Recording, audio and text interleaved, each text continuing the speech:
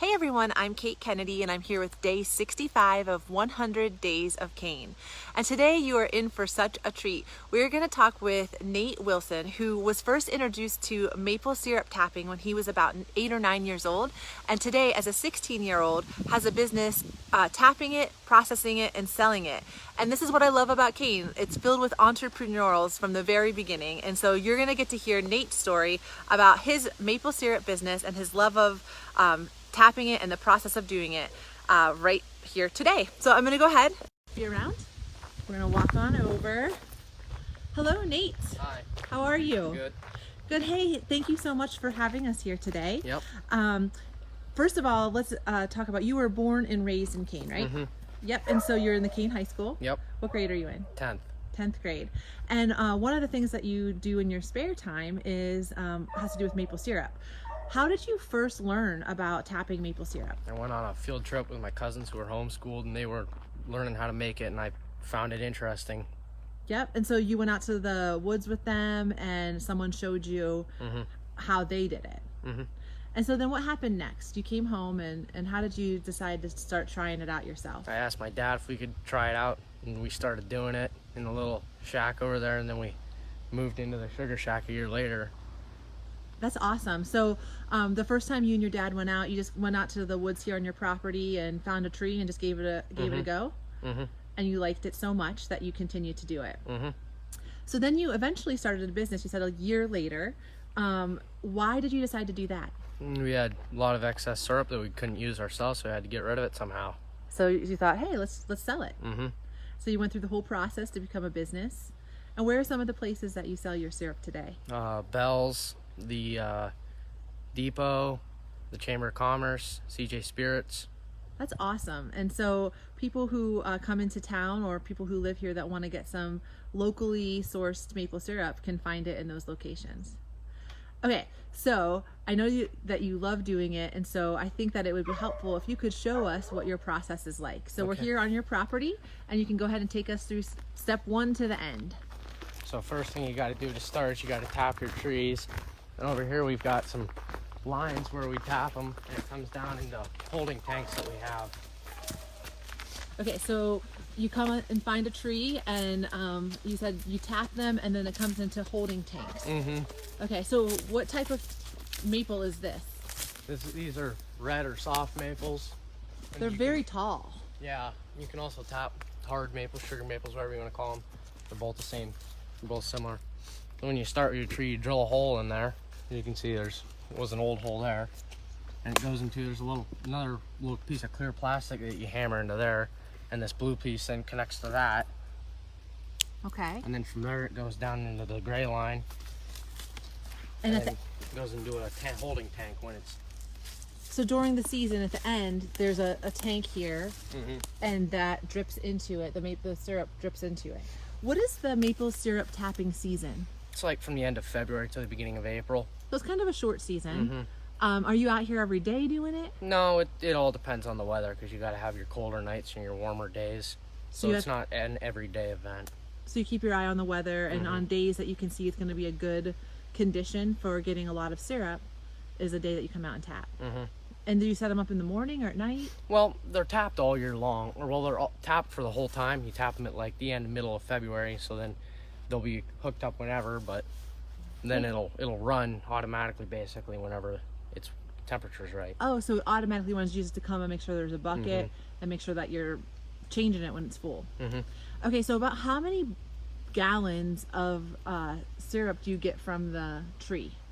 Like from in total in a year? Probably about 100 average. Okay, is that before or after it's processed? After. Okay, so before, how much do you get? 4,500 about. So you start sap. 4,500 gallons of sap from the trees over the course of the year. That ends up being 100 gallons of maple syrup that you sell. That's incredible. That's a lot of sap that you're carrying back and forth. So once you get a bucket, so again, here's the line and it gets connected to the tree, goes into a bucket here at the end.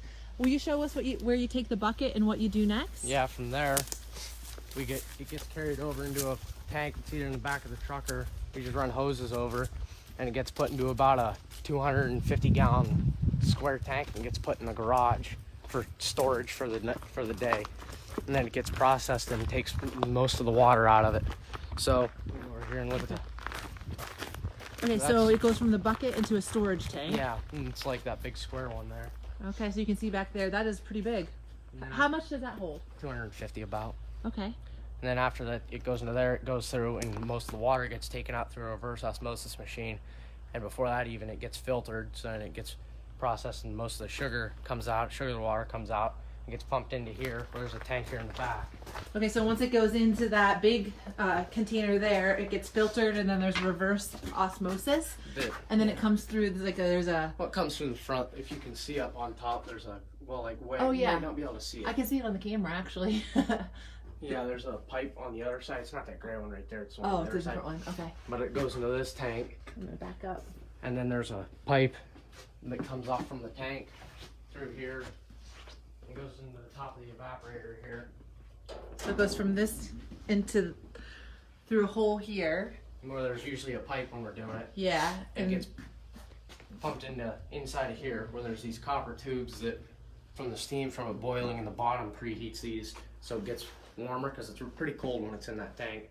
Then it gets put into there, and it slowly just boils down through there. It starts there and it goes to the bottom, and where it really cooks off a lot of the water. Oh, I see. It starts in this like little thing here, and then it makes its way. Starts in those pipes, and this collects any of the excess I moisture see. that comes off. And then it goes down. Eventually, makes its way to the bottom here. And it comes out of this hose here, and there's usually a float that controls what the fluid level is. So right here it is. It usually connects up to here, so however high the fluid level is, this little stopper prevents it from filling up too full or not enough. Okay. So then it slowly cooks down here in the front, and this is where like the finished product is made. And the farther over you go towards the draw-off system, the more done it is. So whenever the temperature's right and you check it on the hydrometer, you make sure that the temperature on your draw-off system is correct. So when it hits that certain temperature, it'll just automatically open a valve. And this valve will always be open, but there's an electronically controlled one that goes on there. So, okay, so it comes through this machine. It starts, then after it gets through, boiled down a little bit, it comes in here, and it slowly makes its way through. And the closer it gets here, the more done it is, the more ready it is. And once it's finally ready, it comes into here. And then this is where you have a bucket under here where the finished product, almost finished product, comes out, right? I wanted to ask you about the hydrometer. So like there's some science involved in this because you have to know what temperature to set these things at. How do you determine that? You check the density. There's two red lines on it. It's almost like a thermometer, but it floats, and whenever it's dense enough, it'll float in between the two red lines. So it's dense enough, you know, and whatever temperature it's at, then you basically judge what the hydrometer's saying and move it over to the temperature reading. And does the density have to do with the level of sugar? Yeah, the more you cook it, the denser it is because it's just more sugary. Yeah, okay. So then after it comes out through all of these machines so far, into this bucket that would be down here, what's the final phases of making your maple syrup? Final phases, you gotta run it through a filter press, clean all the excess sugar, sand, and other things that might have accumulated in it, and you make it look nice and clear as shown in these bottles here. Okay, so this is these are the types of bottles that you put your finished product in. Oh yeah, they are really clear. Yeah, that's really nice, Nate. Gosh, so this must take some time for you in the winter. This is what you do. What do you think you like about making maple syrup? Being outside, seeing something start to finish happen, the process of it. Yeah, it's pretty impressive that there's 4,500 gallons of sap that you start with to end with 1,100 gallons. Yeah. 4,500 gallons of sap to end up with 100 gallons of maple syrup. That is a process. So yeah, to be part of that and to see that from start to finish would be really exciting. That's awesome. Is there anything else that you'd want to say about the maple syrup or this whole process or having your business that we didn't get a chance to talk about? No, I think that's all. Yeah, well, hey, thank you so much for taking the time to show us how you do this and for sharing your story of how this got started. I think it's awesome that it started just by seeing someone do it and then making it a hobby and then recognizing that it could be a business. So good for you. Congratulations. Thank you. I hope you have a great season this year. All right. All right, everyone. Thank you so much for watching today. That was so interesting. And I love the entrepreneurial spirit of Nate, that he decided to make something of this this hobby that he has at such a young age. And he actually won an entrepreneurial award from the PA Wilds last year. They recognized what a special kid he is and what a special business he brings to this area. So thank you so much for watching. And hey, we're talking about maple syrup. It's starting to feel like fall. Would love to hear, how do you like to use maple syrup? Pancakes, maple syrup, candy, like what is your favorite way of using it? Go ahead and comment below. Thank you so much for tuning in today, and we'll see you again tomorrow for day 66.